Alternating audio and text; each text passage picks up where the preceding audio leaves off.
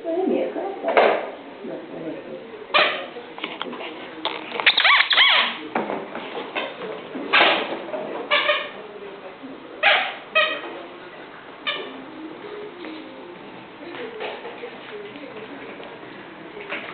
Guarda, la ditta l'ha portato.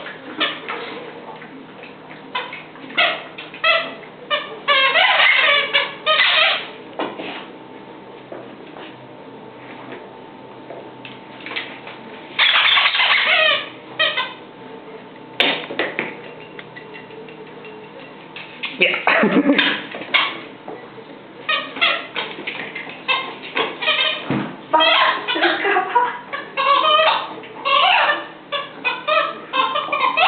Lì sembra che una gallina.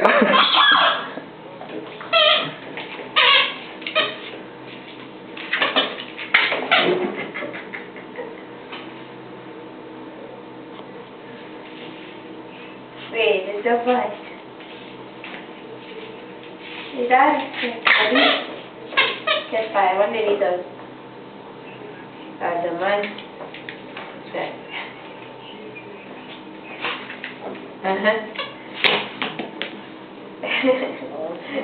Ma stiamo andando a fare la spesa stamattina, è stata per quasi 2 ore da sola e non ha fatto niente.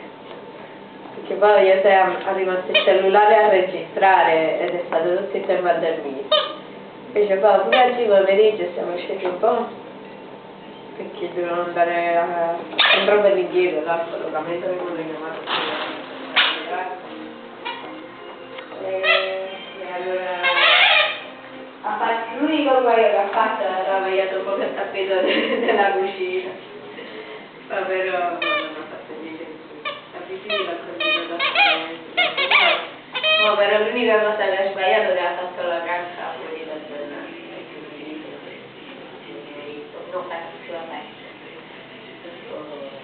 Poi fortunatamente sta iniziando a mortificarsi quelli che la scriviamo. Invece ieri non puntavo proprio. A un tema,